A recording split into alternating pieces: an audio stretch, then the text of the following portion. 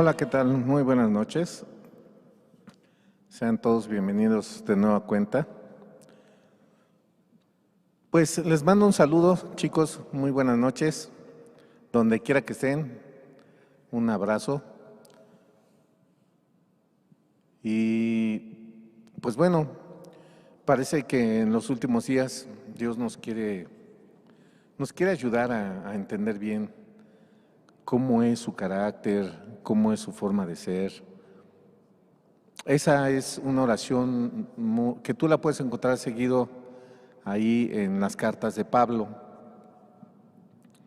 Dice Pablo en varias de sus cartas que él oraba que las iglesias conocieran, tuvieran conocimiento de Dios. Resulta que el conocimiento de Dios no nada más es saber la palabra, sino ponerla por obra. Cuando uno pone por obra la palabra de Dios, uno está conociendo a Dios. Realmente conocer la Biblia es, por así decirlo, la mitad. Te estás quedando con la mitad. Pero si la pones por obra, puedes conocer a Dios. Dios es muy bueno y muchos, sobre todo algunos jóvenes, tienen un grande deseo de servirlo y aún hacen cosas para Dios. Varios hay en diferentes lugares que pertenecen a diferentes grupos o iglesias que quieren servir a Dios y hacen muchas cosas que pues se ven bien. Y precisamente ese es el tema de hoy. Hoy vamos a ver, con la ayuda de Dios, qué es lo que Dios recibe. Así se llama esta enseñanza, lo puedes ver en la lámina. Le he titulado Lo que recibe Dios. Y ahí puse con letras pequeñas, Dios puede recibir tu servicio, puede recibir tu culto o tu dinero, ¿verdad? Pero hoy vamos a ver con la ayuda de Dios cómo es eso, para que todos estemos sabidos a través de la Biblia, cómo es esto que Dios recibe de nosotros. Fíjate, Dios recibe de nosotros siendo que primero nosotros recibimos de Él solo para volver a darle. ¿Sí?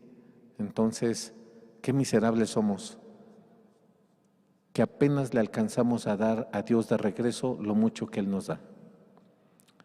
Muy bien, pues vamos a hacer una oración, chicos. Los invito a que inclinen sus cabezas y cierren sus ojos ahí donde estén. Padre, en el nombre de Jesús, Señor, yo te ruego que nos hables a todos hoy, esta noche, Señor. Dios, hace 8 días nos hablabas del engaño, Señor. Padre, ven a quitar el engaño, ven a quitar ese velo, esa falsedad, Señor, de las cosas que tú en verdad no recibes, Dios. Y ayúdanos a entender lo que sí recibes de los seres humanos, Dios. Por favor, te lo ruego en el nombre de Jesús. Amén. Muy bien, pues vamos a ver con la ayuda de Dios qué es lo que recibe Dios. En la siguiente lámina vas a ver ahí una ilustración. En esa lámina podemos ver esa como tienda de campaña que está rodeada así de una bardita. Es una ilustración que representa el tabernáculo de Jehová. Jehová le mandó a Moisés a hacer un tabernáculo en el desierto después de haber sacado al pueblo de Israel del país de Egipto.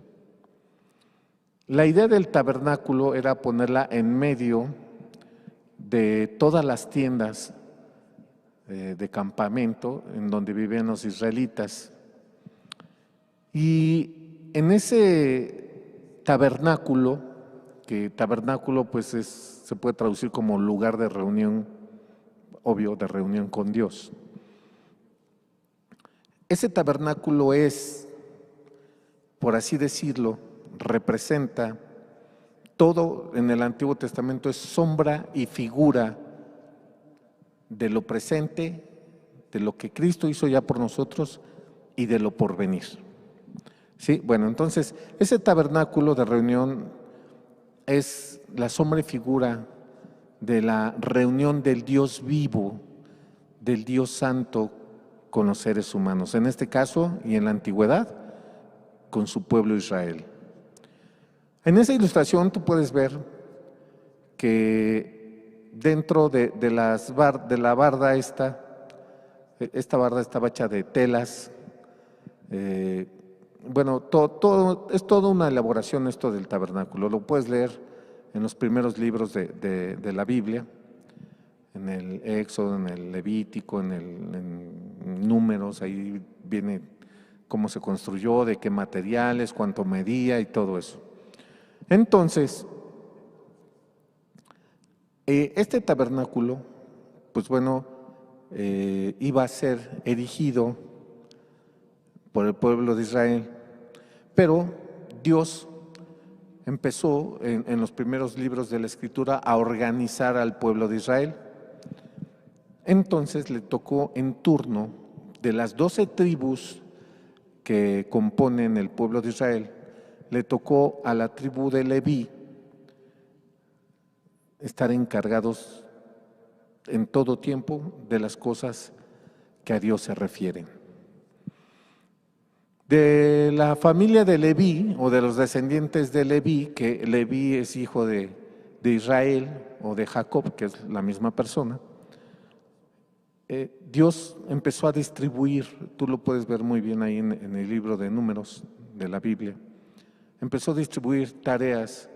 Pues tal familia de los descendientes de Leví va a hacer esto, tal familia de los descendientes de Leví va a hacer esto otro, y tal familia, entonces. Digamos que quienes llevaban el papel central eran Aarón, el hermano de Moisés, y sus hijos de Aarón. Bueno, te voy a dar un poco de contexto para que entendamos muy bien qué es lo que Dios nos quiere hablar esta noche. Resulta que este tabernáculo estaba diseñado para ser transportado, es decir, que se podía desmontar como una tienda de campaña. Entonces, las personas encargadas de desmontarlo pues eran de las familias de los levitas, y las personas encargadas de montarlo pues eran ellos mismos, y las personas encargadas de transportarlo eran ellos mismos, y entonces andaban por el desierto el pueblo de Israel y quitaban el tabernáculo, avanzaban y Dios les decía aquí, ahí se estacionaban y ahí ponían otra vez el tabernáculo. Y así anduvieron 40 años en el desierto. Bueno, entonces, en esta ilustración que tú puedes ver ahí, se ve una casa de campaña ahí más o menos en medio. Ahí estaba el lugar que en la Biblia lo podemos conocer como lugar santo. Y más adentro de esa casita de campaña estaba el lugar santísimo. A estos lugares solamente podían entrar los sacerdotes. Y por cierto, al lugar santísimo, una vez al año, Aarón, que fue el primer sumo sacerdote del pueblo de Israel, una vez al año, para ofrecer un sacrificio especial una vez al año. Muy bien, entonces, el lugar santo y el lugar santísimo pues eran cosas consagradas a Dios. Moisés recibió la orden de santificar esas cosas con una serie de ritos y cosas así, que Moisés las hizo todas. Y pues bueno, empieza Dios en el libro de Números a explicarles cómo se va a transportar ese tabernáculo con todas las cosas que ahí adentro había. Pues había muchas cosas, había una mesita que era de oro, donde había un objeto para quemar incienso. Había otra mesita donde se ponían unos panes. Había afuerita había como asadero ahí para los sacrificios, donde mataban animalitos para los sacrificios de Jehová. Y hasta adentro, en el lugar santísimo, pues por ahí también había un candelabro, perdón, que Dios mandó hacer, que siempre, todo el tiempo debía estar encendido. Y hasta adentro estaba en el lugar santísimo el arca del pacto. Esa arca es el lugar donde al principio Dios hablaba de cara a cara con Moisés y a donde Aarón tenía permiso solamente una vez al año de entrar. Entonces, para desmontar esos muebles de esa parte más especial, Dios designó que los empaquetaran Aarón y sus hijos. Y Dios designó a una familia de los descendientes de Leví para que esos paquetes especiales ellos los llevaran. Eso es lo que vamos a leer ahorita en la siguiente lámina. Hasta aquí vamos. Vamos a la siguiente lámina en el libro de Números, en el capítulo 4, versículo 15 en adelante. Dice: y cuando acaben Aarón y sus hijos de cubrir el santuario y todos los utensilios del santuario, cuando haya que mudarse el campamento, vendrán después de ello los hijos de Coat. Y a propósito lo puse resaltado. Tienen que ser los hijos de Coat. Para llevarlos. Pero no tocarán cosa santa, no sea que mueran. Estos serán las cargas de los hijos de Coat en el tabernáculo de reunión. Entonces Aarón y sus hijos estaban encargados de hacer los paquetes, y los hijos de Coat eran los encargados de tomar esos paquetes especiales y transportarlos, pero empaquetados. No los podían tocar porque si no, podían morir. ¿Sí? Aquí Dios estaba diciendo cómo hacer uso del tabernáculo, cómo transportar ese tabernáculo, cómo desmontarlo y cómo montarlo. El libro de Números está lleno de instrucciones para el tabernáculo. Muy bien. Vamos a la siguiente lámina, por favor. Vamos a ver que en la historia del pueblo de Israel esto no se respetó al menos una vez. Muy bien, en la segunda carta de Samuel, en el capítulo 6, del versículo 1 en adelante, dice: David, ya más adelante en la historia, después de cuando ya David era el rey de Israel, ya habían pasado varios años desde Moisés hasta David, pero bueno, entonces ya estamos en la parte de la historia donde David aparece y dice, versículo 1, David volvió a reunir a todos los escogidos de Israel, 30,000. Y se levantó David y partió de Baala, de Judá, con todo el pueblo que tenía consigo, para hacer pasar de allí el arca de Dios, sobre la cual era invocado su nombre, el nombre de Jehová de los ejércitos, que mora entre los querubines. Muy bien, pues aquí David quería transportar el arca, ¿verdad? Y vamos a la siguiente lámina. Versículo 3 dice: pusieron el arca de Dios sobre un carro nuevo y la llevaron de la casa de Abinadab, que estaba en el collado, y Usa y Ahío, hijos de Abinadab, guiaban el carro nuevo.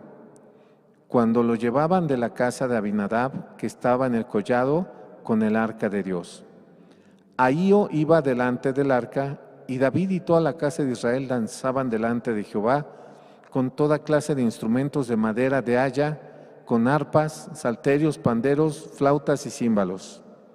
Versículo 6 en la siguiente lámina. Cuando llegaron a la era de Nacón, Usa extendió su mano al arca de Dios y la sostuvo, porque los bueyes tropezaban. Y el furor de Jehová se encendió contra Usa, y lo hirió allí Dios por aquella temeridad, y cayó allí muerto junto al arca de Dios. Y se entristeció David por haber herido Jehová a Usa, y fue llamado aquel lugar Pérez Usa hasta hoy. Y temiendo David a Jehová, aquel día dijo: ¿cómo ha de venir a mí el arca de Jehová? Pues el arca de Jehová estaba en la casa de una persona de nombre Abinadab. Y los hijos de Abinadab, que eran dos, Usa y Ahío, transportaban el arca en un carro nuevo, un carro, una carreta, para que me entiendas, jalada por bueyes. Y pues ahí, en el camino, pues iba a pasar un accidente, ¿no? Los bueyes tropezaron, pues me imagino que se desbalanceó la carreta y ya se iba como que a resbalar el arca, tal vez se iría a caer de la carreta. Y Usa, con una muy buena intención, la detuvo para que no se cayera, pero le costó la vida. ¿Por qué? Porque habíamos leído en láminas anteriores que los coatitas, o sea, los de la familia de Coat, no podían tocar esas cosas porque morirían. Bueno, aquí no se nos dice si Abinadab era de la familia de Leví.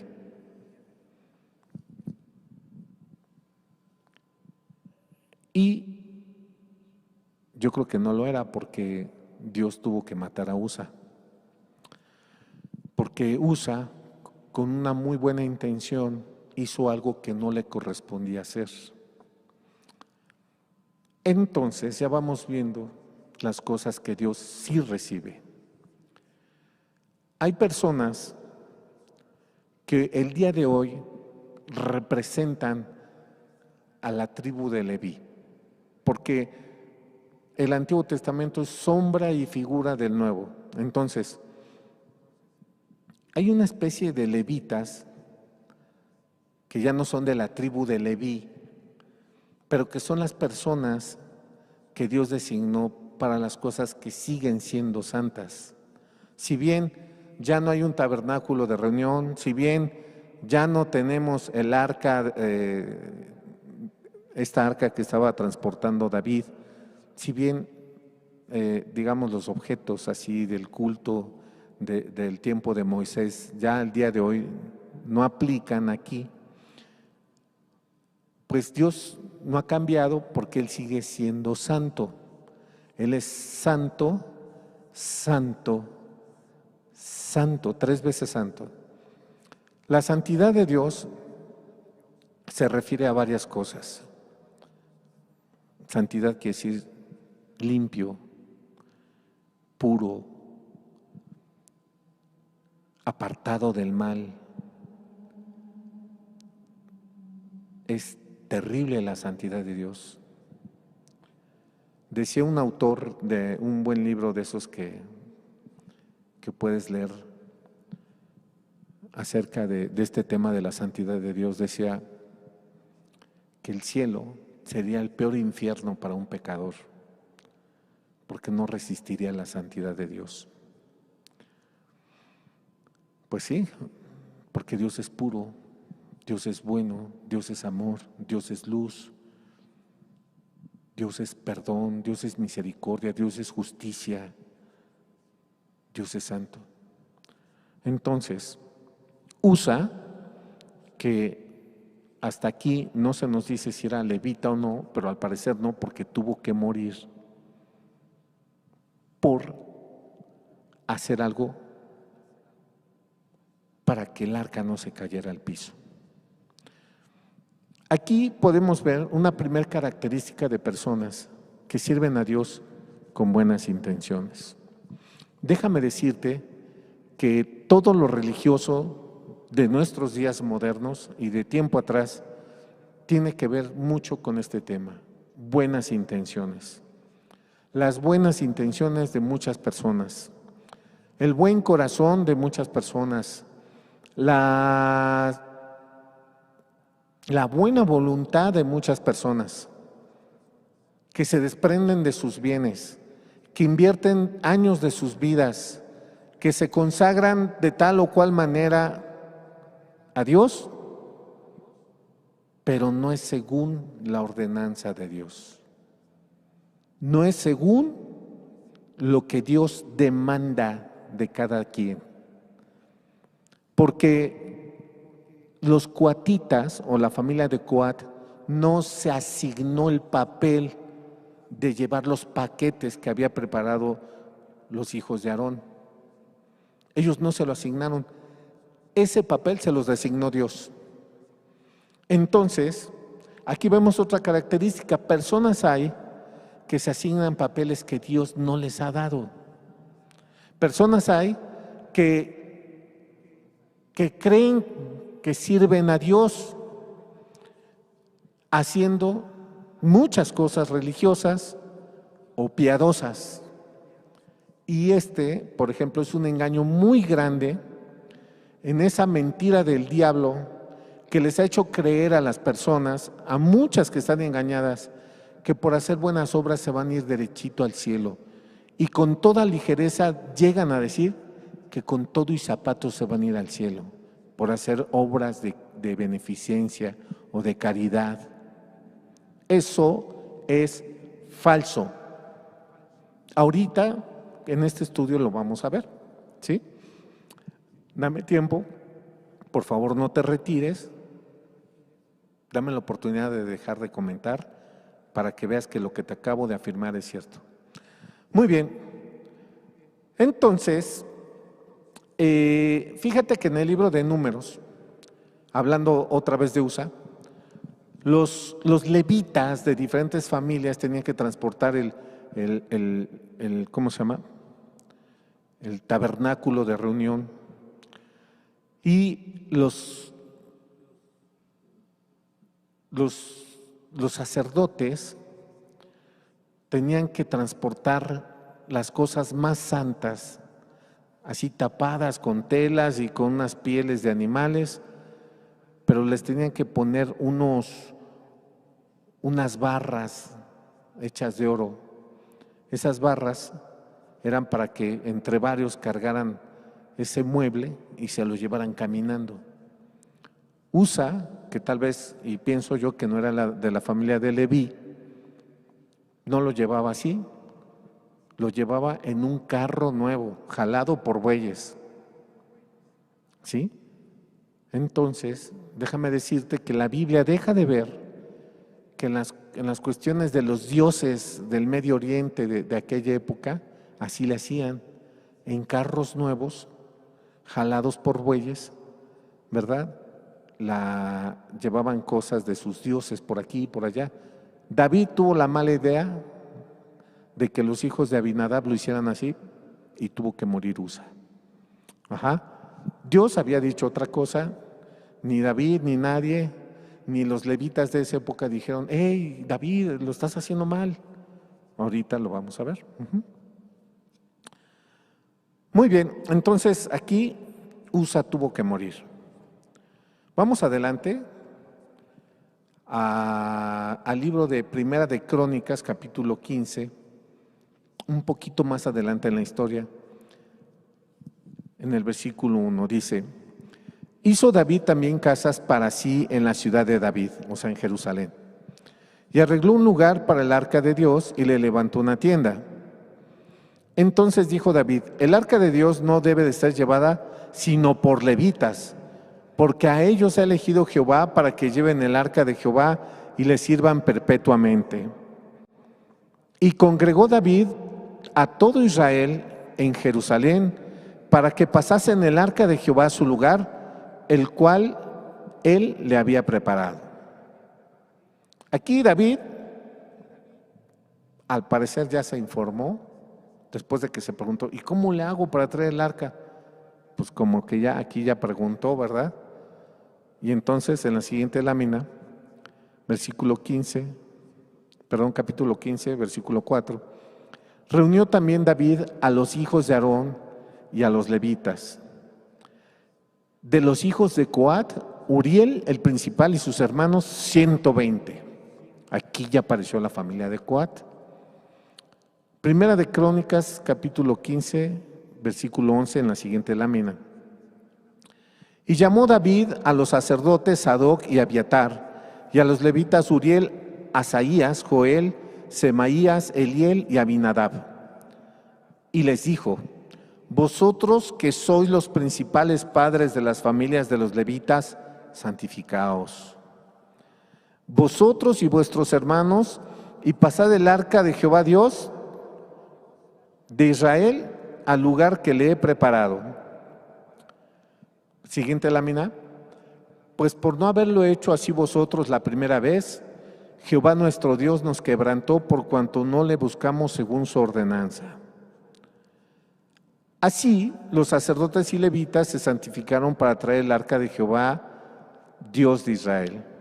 Y los hijos de los levitas trajeron el arca de Dios puesta sobre sus hombros en las barras, como le había mandado a Moisés, conforme a la palabra de Jehová. Aquí David les está echando en cara a los levitas, a los líderes de los levitas, algo. Volvemos a leer el versículo 13, por favor. Pues por no haberlo hecho así vosotros, la primera vez, Jehová nuestro Dios nos quebrantó, nos mató a Usa, por cuanto no le buscamos según su ordenanza. Y es interesante ver que David les dice: santifíquense. Y los sacerdotes, dice el versículo 14, se santificaron. ¿Sí? Esto de la santificación, según el Antiguo Testamento, pues tiene que ver, ¿verdad?, con la pureza, ¿no? Bueno, que las personas que a Dios se acercan, aquí vemos, deben de ser puras, deben estar apartadas del mal. Las cosas santas de Dios, Dios las maneja a través de personas que Él ha purificado a través de la sangre de su Hijo Jesucristo. Estos son los levitas modernos. Ya no son de la familia de Leví, pero son ese grupo de personas que Dios utiliza para extender su reino en todo el mundo en diferentes tareas. Unos a la verdad, predicando la palabra, otros haciendo misericordias, otros velando por los enfermos, otros por los huérfanos, otros ayudando a las personas con adicciones, otros, y así. Pero tienen una característica: son personas santificadas por Dios. Son personas que Dios llamó, que Dios les concedió el arrepentimiento y la fe en Jesucristo, en el sacrificio, muerte y resurrección de Jesús, que Dios lavó sus pecados con la sangre de Jesús, que Dios anuló en la cruz el acta de decretos que tenían en su contra esas personas, y que ya santificadas por Dios, hoy ya le pueden servir a Dios. Aquí vemos otra característica de las personas que Dios sí recibe su servicio. Son aquellas personas que se apartaron de sus pecados, que Dios, que Jesús los hizo libres del poder del pecado, y que hoy en día son libres para amar y para hacer el bien. No son personas que hacen, digamos, cosas religiosas y siguen practicando sus pecados abiertamente, bajo cualquier pretexto y herejía de las que el diablo ha inventado a lo largo de los años. ¿Qué es una herejía, chicos? Ya lo hemos dicho antes. Una herejía es torcer la Biblia por ignorancia o a propósito. Es un pecado ser hereje Y una herejía es, por ejemplo, decir que ya Dios, el Padre, ve a Cristo en mí y ya no ve las maldades que hago porque pues no las puedo dejar de hacer, porque mi vida es como la luz de la aurora que va a un aumento. Eso no es cierto. Están sacando de contexto los versículos que citan, porque una persona que se arrepintió de sus pecados y Dios le hizo libre de sus pecados, ya no los practica. Porque Dios no se contradice. Porque esto está más claro que el agua en la primera carta de Juan. Si la lees con atención, te invito a que la leas. Ahí dice quiénes son hijos de Dios y quiénes no. Los hijos de Dios, dice Juan en su primera carta, no practican el pecado. Y los hijos del maligno, dice la primera de Juan, practican el pecado.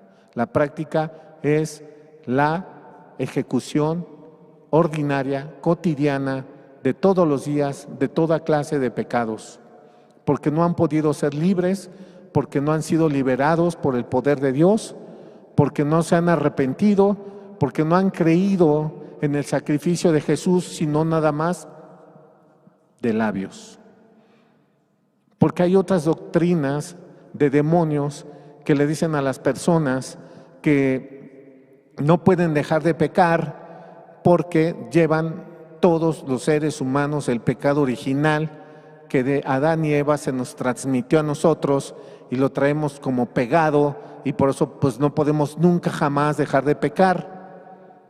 Esa doctrina, quienes la han abrazado, ignoran, ¿verdad?, que aquella iglesia a la que ellos critican tanto es la originaria de esa idea a través de San Agustín de Hipona. Este hombre, al no poder dejar de pecar, se tuvo que inventar una doctrina que no es demostrable con la Biblia, que dice que por cuanto Adán pecó, todos pecamos y seguimos pecando. Eso no es cierto. Y entonces, las personas que viven en sus pecados y creen servir a Dios han abrazado un engaño. Vamos a la siguiente lámina. Perdón, antes de pasar, así muy breve. Hubo una persona en el Antiguo Testamento, y hay varios ejemplos de este supuesto servicio a Dios, que Dios no pidió de personas que estaban en sus pecados, y Dios se desagrada. Si lo quieres buscar, no lo traigo, te lo menciono. Este personaje se llama Usías y fue rey del pueblo de Judá cuando Israel estaba dividido en dos países. Sí, tú lo puedes ver en Segunda de Crónicas, capítulo 26. El rey Usías hizo cosas bien para Dios como rey, pero de ser rey se tomó atributos de sacerdote y Jehová lo tuvo que herir de lepra en la frente por tomarse atributos que no le correspondían, sino nada más a los sacerdotes. Qué terrible, qué terrible, qué terrible es poner las manos sucias en las cosas santas de Dios. Qué terrible. Muy bien, vamos a hablar del dinero. Siguiente lámina, por favor.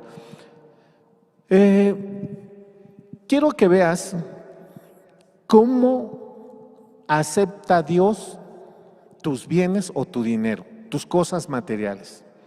¿Sí?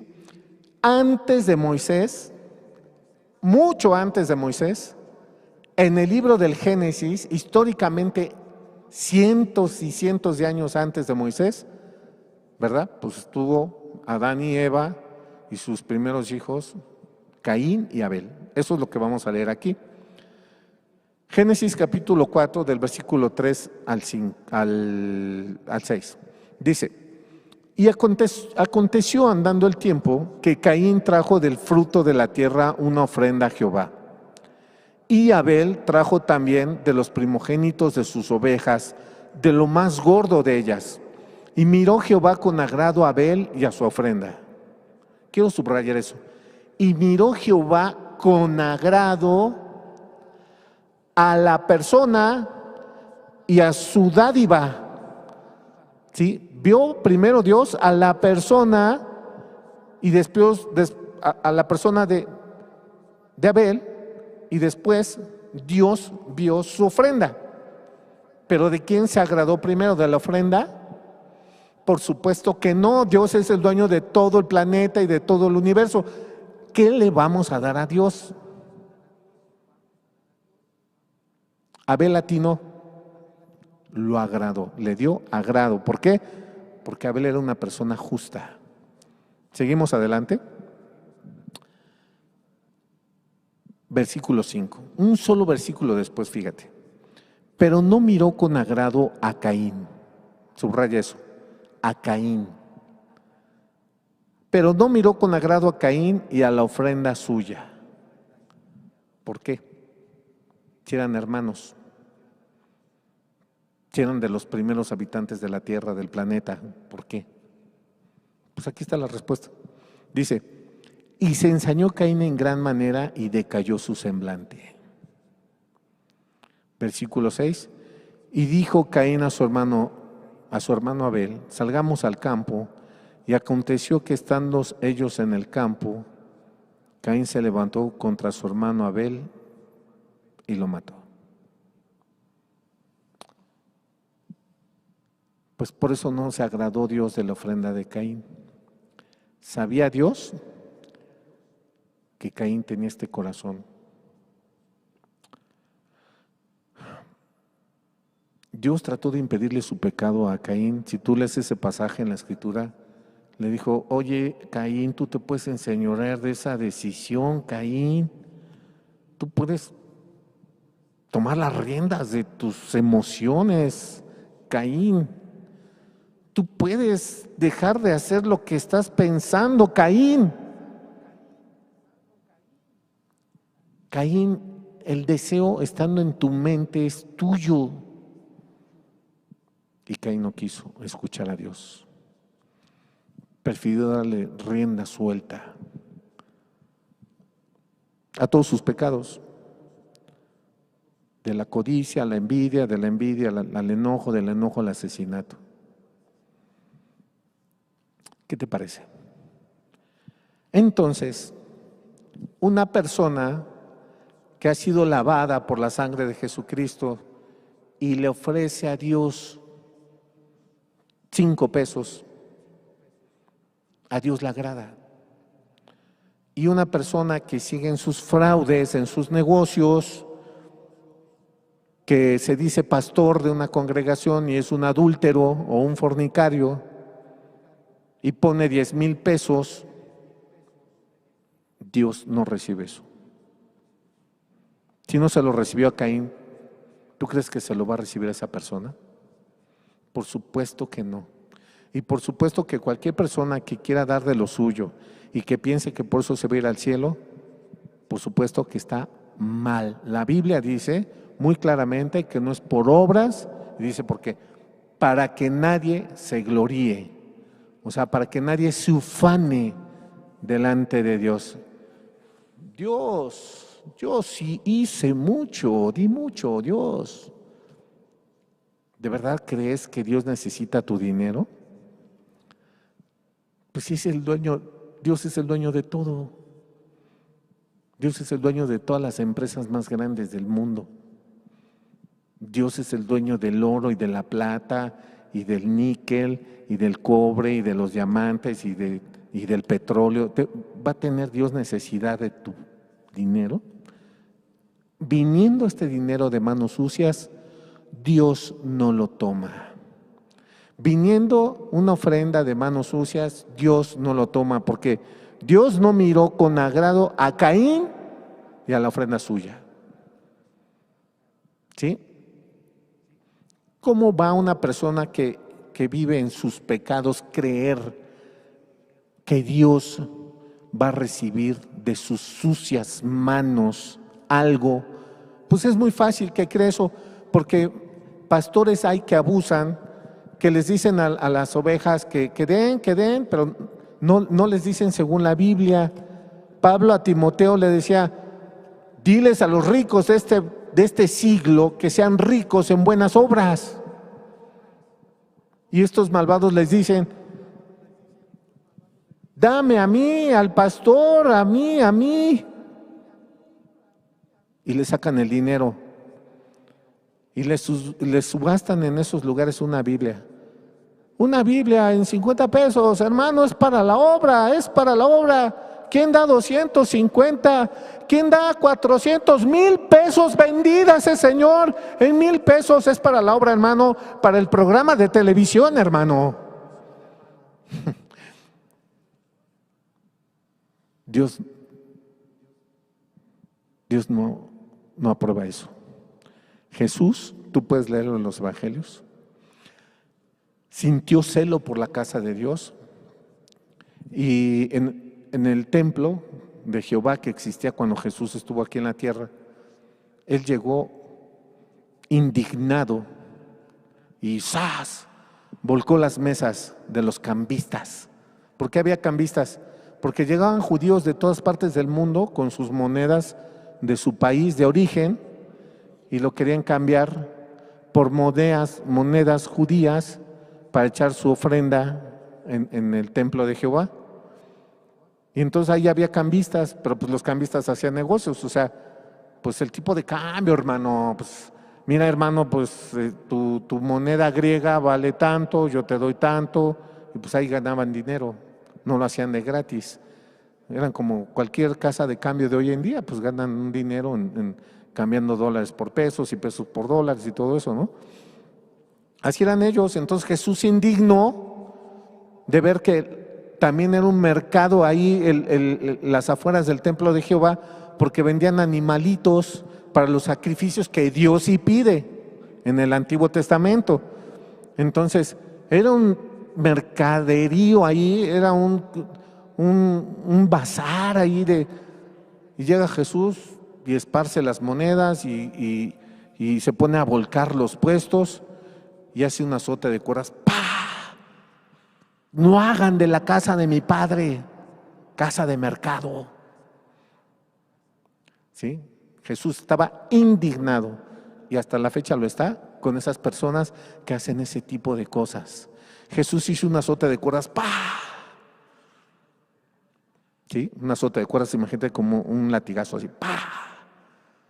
¿Qué se esperará recibir las personas que hacen eso? Que manipulan a las personas para sacarles provecho de dinero. Dios los va a azotar un buen día, si no se arrepienten. Muy bien. Entonces ya vimos que Dios pues no recibe ni dinero ni cosas de manos de gente que está en pecado. Eso está claro. Vamos a la siguiente lámina. Vamos a ver, pues ya vimos el servicio, ya vimos el dinero, pues ahora vamos a ver el culto, porque el culto es lo más común en nuestros días. Te digas de la religión que te digas, ¿verdad? Que perteneces tú a tal iglesia, a tal otra iglesia, que no, que yo no, que bueno. Entonces, te digas que te digas, entras forzosamente a algún culto. Y si entras nada más por compromiso, nada más cada vez que hay una boda, pues ya entraste y participas en el culto. Y haces cultos a Dios, ¿sí? Y en el mundo hay muchos supuestos dioses. En la India hay cientos. En el Medio Oriente hay otro. Y hay cultos. Pero el Dios vivo, el Dios verdadero, tiene una forma de recibir ese culto. Los demás dioses no tienen reglas.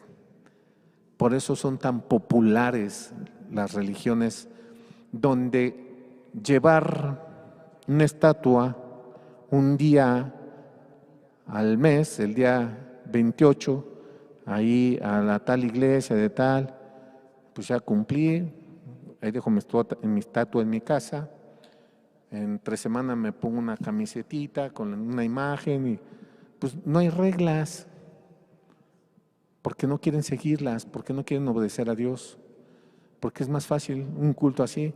Entonces, Dios, vamos a ver, Dios qué cultos recibe. Vamos a la siguiente lámina en Isaías capítulo 1. Vamos a ver. Dice, le está hablando Dios al pueblo de Israel, a los israelitas que estaban y se congregaban en el templo de Jehová que estaba en Jerusalén. Dios le estaba hablando a los israelitas y fíjate cómo les habla. Dice Isaías capítulo 1 versículo 10. Príncipes de Sodoma, oíd la palabra de Jehová, escuchad la ley de nuestro Dios, pueblo de Gomorra. ¿Qué comparación? Les estaba diciendo, sodomitas, parecen sodomitas ustedes, ¿no? Versículo 11. ¿Para qué me sirve, dice Jehová, la multitud de vuestros sacrificios? Hastiado estoy de holocaustos, de carneros y de cebo de animales gordos. No quiero sangre de bueyes, ni de ovejas, ni de machos cabríos. O sea, Dios sí había pedido sacrificios de estos animales. Sí, los pidió, sí. Pero ¿qué dijo aquí? Hastiado, harto. Ya no quiero, ya. Versículo 12. ¿Quién demanda esto de vuestras manos cuando venís a presentaros delante de mí para hollar mis atrios, para pisar mis patios afuera del templo? Eso es hollar, pisar. Versículo 13, en la siguiente lámina. No me traigáis más vana ofrenda, el incienso me es abominación. Luna nueva es una festividad judía, y día de reposo, el convocar asambleas, no lo puedo sufrir. Son iniquidad, o sea, son pecado vuestras fiestas solemnes. Dios les estaba diciendo, miren, todo lo que les mandé, los sacrificios de los animales, las fiestas, los días de reposo, todo eso yo lo mandé, pero no lo puedo sufrir. Hastiado estoy, no lo quiero. Y les dice, ¿por qué? Versículo 14. Vuestras lunas nuevas y vuestras fiestas solemnes las tiene aborrecidas mi alma. Me son gravosas. Cansado estoy de soportarlas. Versículo 15. Cuando extendáis vuestras manos, yo esconderé de vosotros mis ojos. Asimismo, cuando multipliquéis la oración, yo no iré. Llenas están de sangre vuestras manos. ¿Qué palabras? El pueblo de Israel sí estaba haciendo el culto que Dios había pedido en el Antiguo Testamento. Sí lo estaban haciendo, sí. Fiestas solemnes, Dios las pidió, ahí están. Sacrificios de animales, ahí están. Días de reposo, no trabajamos los sábados, órale, ahí están. Y ahí está, pero tenían sus manos llenas de sangre. ¿Cómo puede tener una persona sus manos llenas de sangre? Es una expresión para decir que viven en toda clase de pecados. Eso es lo que quiere decir tener las manos llenas de sangre. ¿Y cómo en realidad puede tener una persona sus manos llenas de sangre? Mira, con esto de la pandemia se dio en algunos mercaderes que Dios ya les tiene anotado este pecado tan horrible, encarecieron los productos para hacerse ricos en la necesidad de las personas en la pandemia. Pobrecitos, no quiero estar en sus zapatos. Pobres, porque dice Jehová que él aborrece la pesa falsa. Porque dice Jehová en el Antiguo Testamento que si el pobre clamare a Dios porque el mercader encareció el grano de alimentos, el grano de trigo, por ejemplo, Dios iba a estar en su contra. Pobres. ¿Tienen sus manos llenas de sangre? Sí las tienen. Imagínate que vender los cubrebocas que antes costaban menos de 50 centavos a 20 pesos.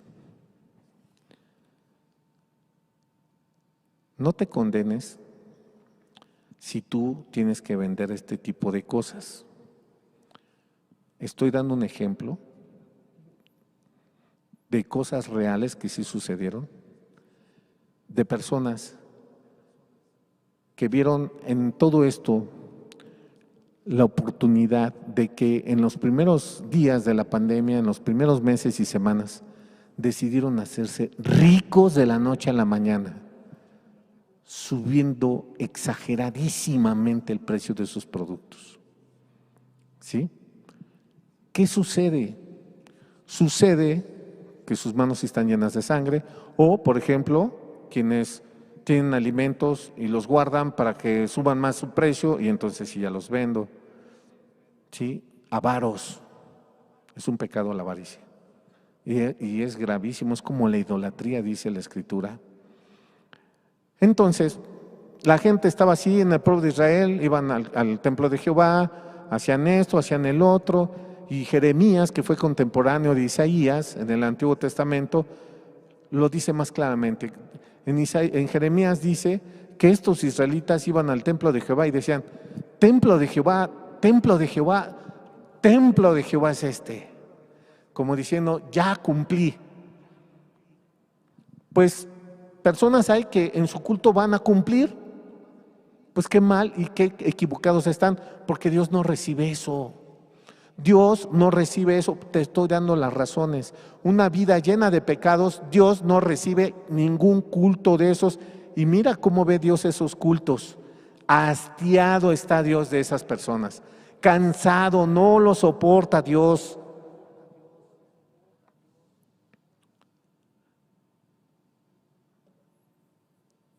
Por ahí una traducción dice que le da asco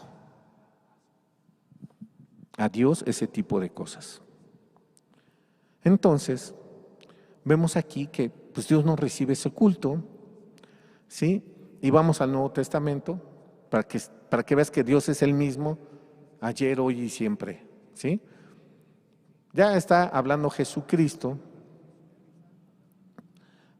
ya había muerto Jesús, ya había resucitado Jesús y ahora le toca el turno a Pablo. Pablo está dando una enseñanza en Primera de Corintios, en el capítulo 11, está dando una enseñanza acerca de la Santa Cena. La Santa Cena y los bautizos son dos mandamientos que nos dejó Jesús en el Nuevo Testamento. Entonces está hablando Pablo y describe cómo se debe de tomar y cómo no se debe de tomar la Santa Cena, y tomé un solo versículo. Dice, versículo 27 del capítulo 11 de Primera de Corintios, en esa lámina dice: de manera que cualquiera que comiera este pan o bebiera esta copa del Señor indignamente, ¿qué es beber o comer la Santa Cena indignamente? Estando en pecado. Dice, será culpado del cuerpo y de la sangre del Señor. Cualquiera que tome la cena, la Santa Cena, estando en pecado, será culpado de la muerte del Señor. ¿Qué te parece? Dios es el mismo, Dios no cambia, Dios no recibe cultos. Digo, personas hay que hacen sus cultos, personas creen que piensan que por ir cada mañana a tal hora a la iglesia, pues ya cumplieron y es como para ellos como ya más que un culto, pues como un amuleto, ¿no? Como esas personas que tienen abierta su Biblia ahí en su casa, en el Salmo 91, hermano. Porque el Salmo 91 está hermosísimo. Bueno, ¿y lo leen? Diario la tienen ahí abierta, pero ¿la leen? ¿O al menos leen ese Salmo? No. Creen que por tenerlo así ya es como una especie de buena suerte, como si la Biblia fuera un talismán, como el chinito que está así y te va a dar buena suerte para los negocios. ¿Qué pasó? Dios no es así. Dios no recibe esas cosas. Dios no es el amuleto de nadie. Para Dios, la única forma de que tú tengas algún bien es que te pongas a trabajar, que te desmañanes, que trabajes, que sudes.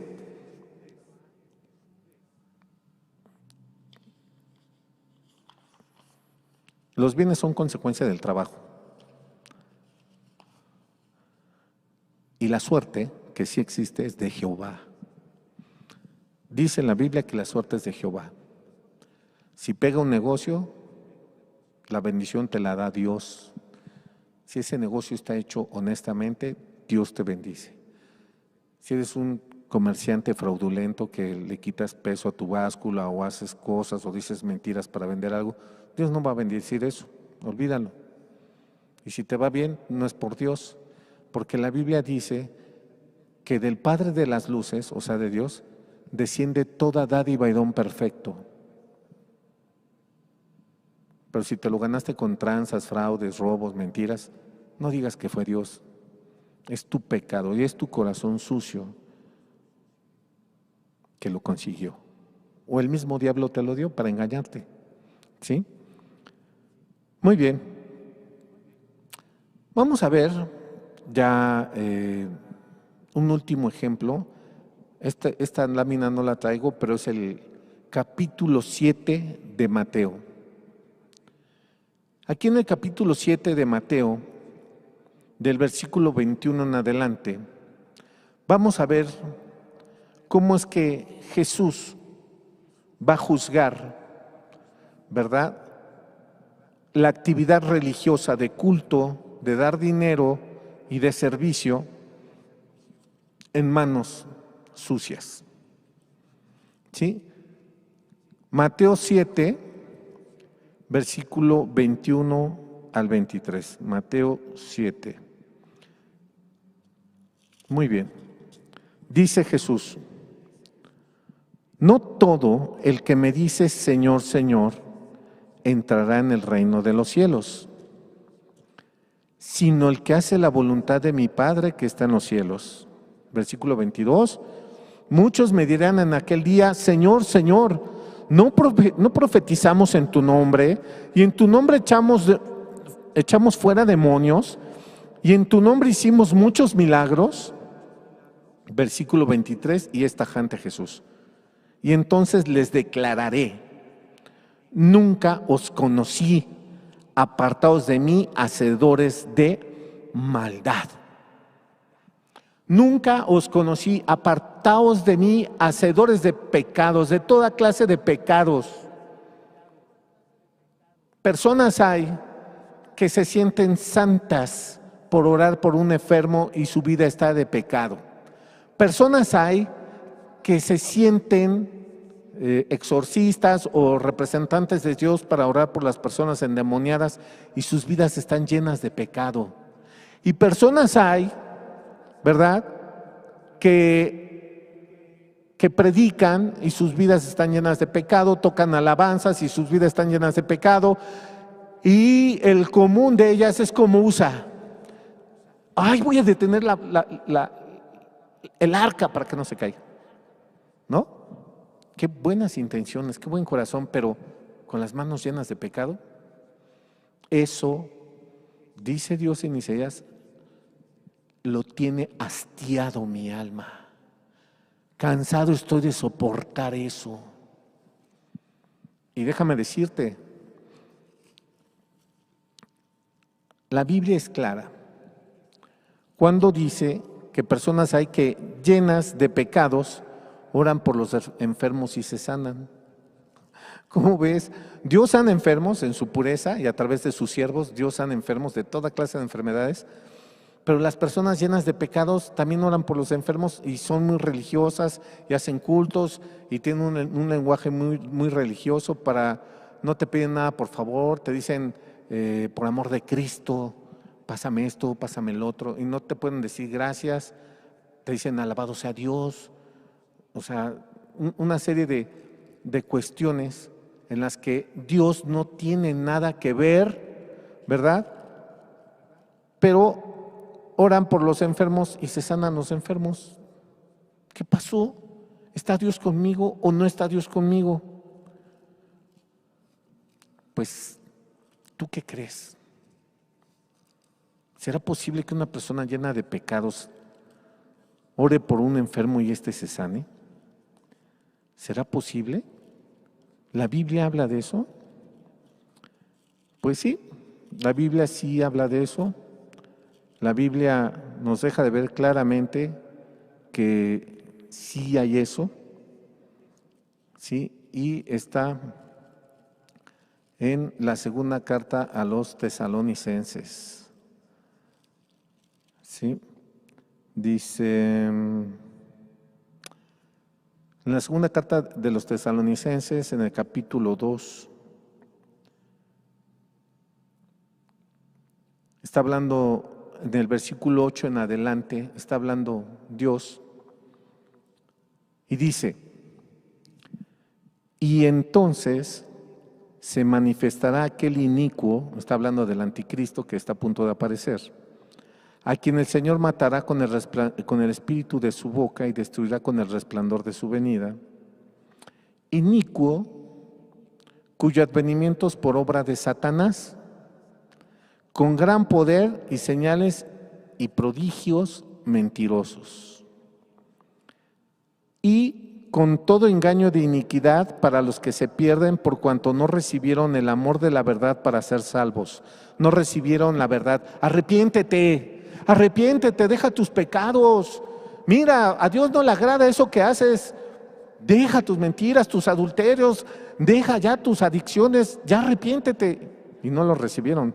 Versículo 11, por esto Dios les envía un poder engañoso para que crean a la mentira, a fin de que sean condenados todos los que no creyeron a la verdad, sino que se complacieron con la injusticia. Se complacieron, vivían en adulterios, vivían en toda clase de perversión sexual y oraban por los enfermos. Y ¡zas! Se sanó una vez. Dios no puede ser burlado, dice la Escritura. No ha nacido ni nacerá nunca jamás un hombre que se pueda burlar de Dios. No hay quien rompa sus reglas. Él las estableció, Él cuida que se respeten. Entonces, ya vimos con muchos ejemplos en el culto, en el dinero, en muchas cosas que Dios no recibe de las manos de pecados, de las manos, perdón, de gente que está en pecado. Ajá. Entonces, ¿qué recibe Dios? Entonces, ¿cómo le hacemos? ¿O qué recibe Dios? ¿O cómo le vamos a hacer para servirlo? Vamos a terminar con la última lámina en el Salmo 51, versículo 17. Fíjate lo que está esperando Dios, lo primero que espera Dios de cualquier persona, lo primerito, lo que Dios está ansioso de escuchar, lo que Dios está ansioso de ver, lo que Dios quiere y anhela ver en cada persona en este planeta, en los líderes religiosos llenos de pecado, en aquellos pastores que abusan sacándole el dinero a la gente, en aquellos ministros que son unos fornicarios con las mismas ovejas que deberían de cuidar, en aquellas personas que se dicen de la alabanza y sus vidas están desastrosamente, moralmente horribles. Fíjate lo que Dios quiere. ¿Qué es lo primero que Dios quiere ver? Versículo 17 del Salmo 51. Los sacrificios de Dios son el espíritu quebrantado. Al corazón contrito y humillado no despreciarás tú, oh Dios. Ese es el sacrificio de Dios. Quiere ver un espíritu quebrantado, alguien que le dé vergüenza, alguien que le dé pena, que le cause dolor todo el daño que ha hecho, todo lo que se ha engañado pensando que podía servir a Dios con las manos sucias, que podía cantar en las alabanzas de la iglesia con las manos sucias, que tenía la obligación de ir a predicar estando practicando toda clase de pecados, que tenía a mal poner su dinero porque su conciencia sucia lo acusa por aquí y por allá y encuentra algo de alivio dando dinero como los narcotraficantes. Ahí están, miles de dólares para una iglesia, miles de dólares de la sangre de los asesinatos, de la sangre de los adictos que nunca jamás van a salir de las adicciones por culpa de estas personas. ¿Crees que puedes aliviar tu conciencia con eso? ¿Crees que puedes hacerle a Dios un soborno? No, de ninguna manera. Tienes que entender que Dios está esperando que te arrepientas, que Dios está esperando de ti ese corazón contrito y humillado, el cual Él no desprecia. Eso es lo que quiere recibir Dios. Eso es lo que recibe Dios en primer lugar. Eso es el principio de la relación con Dios, para que arrepentido, para que perdonado, para que libre de tus pecados, seas libre para amar y para hacer el bien. Seas libre para hacer misericordias de Jehová. Seas libre para preguntarle a Dios qué es lo que Dios quiere que tú hagas con tu vida y tus recursos, no para que tú te asignes una labor que Dios no te pidió. Hermanos, joven hermano, si me estás escuchando y tú sí ya estás lavado por la sangre de Cristo, la más grande aventura de tu vida cristiana, los años más intensos de tu vida cristiana empiezan con una pregunta: Dios, ¿qué quieres que haga para ti? Dios mío, ¿en qué te sirvo? Y Dios no se tarda y te contesta. Y te va a hacer entender a ti lo que Dios quiere que tú hagas, como si fueras un levita, al que Dios le pone una tarea, no los hombres, ni tú mismo te lo asignas. El Dios del cielo te puede pedir cualquier cosa, porque si tú ya eres realmente un hijo de Dios, que ya estás libre del poder del pecado, y que en este corazón ya hay amor, entonces este mismo Dios del cielo te va a capacitar para todo aquello que Él te pida. Porque Dios no es como el faraón del Antiguo Testamento que le dijo a los israelitas: ah, no, pues ahora me van a hacer la misma cantidad de ladrillos, pero no les voy a dar el material para hacerlo, ustedes lo consiguen. Ese es el faraón, ese es el diablo. Pero Dios, si te pide algo, si ya te llamó a hacer algo, te va a dar con qué hacerlo. ¿Sí? Hermano, joven hermano, si tú ya eres cristiano de veras, la mejor parte de la vida cristiana es el servicio a Dios. No que le des bienes, no que le procures dar a Dios ahí lo que tú crees que tú haces muy bien. Por ejemplo, a lo mejor tocas muy bien un instrumento. ¿Y será eso Dios lo que te pidió? ¿O hasta aquí nunca le has preguntado a Dios: Dios mío, ¿qué quieres que haga para ti? ¿Y qué tal si te da la sorpresa de que dejes tu instrumento y hagas otra cosa? O tal vez estás muy clavado con la idea de casarte, y ojalá Dios quiera que te cases pronto, pero ¿qué tal si Dios quiere que hagas algo antes de casarte? ¿Y qué tal si tú no estás pensando casarte y le preguntas a Dios: ¿qué quieres que haga? Y Dios te dice: cásate. Pero Dios, pero el Dios del cielo, no un hombre, no tu imaginación, no tu corazón, que vimos hace 15 días que el corazón es perverso y engañoso, más que todas las cosas. ¿Quién lo conoce? Solo Dios. Entonces, ahí, joven hermano, ahí, y te lo digo por experiencia propia, cuando tú le preguntas esto a Dios, Dios te responde y vienen unos años muy bonitos de servicio a Dios. Y vas a vivir cosas que ahorita ni te imaginas. ¿Sí? Es una aventura servir a Dios. Como joven te vas a dar cuenta que no es nada aburrido servir a Dios. Es una vida de cosas hermosas. Sea donde te ponga Dios que te ponga. ¿Sí? Donde te ponga Dios, se vive la vida intensamente. Y no lo quieres, pero hay hasta ratos de adrenalina. Y no lo quieres, pero vas a ver la mano de Dios, el poder de Dios. Y estás ahí encerrado en cuatro paredes y no ves nada. Y si te quedas encerrado, vas a ser como la parábola de Jesús, ¿no? Que una mujer echó una cantidad de levadura en un frasquito y lo cerró. ¿Esa parábola qué quiere decir? Pues la levadura sirve para que se descomponga un poco el pan, para que se infle, para que horneado agarre forma. Ajá.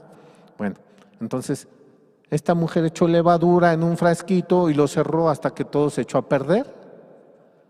Así es la salvación cuando te la tienes y nunca le preguntas a Dios, Dios mío, ¿qué hago para ti? Y ahí estás esperando, si eres una chica, no, pues que el hermano ya se fije en mí para casarse conmigo. Y el hermano se casó con otra. O ni siquiera se ha fijado en ti. O tú no le has preguntado a Dios, Señor, ¿sí quieres que me case con ese joven? O Señor, ¿en qué te sirvo? ¿Sí? Bueno, chicos, espero que haya quedado claro lo que Dios no recibe, de quién no recibe nada Dios y de quién recibe Dios todo. Espero que quede claro. Realmente ganas de servir a Dios, si las tienes, qué bueno que tengas ganas de servir a Dios. Qué bueno que sea en tus planes, tal vez estudiar algo que ahorita estás planeando que sea para Dios después. Qué bueno, de eso no te desanimo, por favor, pero que sea con tus manos limpias, que sea de un corazón contrito y humillado, que eso es lo primero que quiere ver Dios. Y si ya te equivocaste, y como decimos aquí en México, con estas palabras mexicanas, y ya la regaste, y has vivido engañándote ahí, o llenándole el ojo a los hermanos en la congregación, porque según tú, si eres cristiano, tú sabes que vives en pecados, y ya tuviste la osadía de estar sirviendo con las manos sucias en pecado. Hoy es el día para que te arrepientas. Hoy es el día para que te pongas a cuentas con Dios. Hoy es el día para que tú puedas entrar a darle a Dios lo que a Dios le agrada. Y lo primero que le agrada y quiere recibir de ti es ese corazón contrito y humillado, el cual Él no desprecia. Jóvenes, les agradezco mucho su atención. Realmente espero que de una plática como esta, de una enseñanza como esta, realmente tomes una decisión.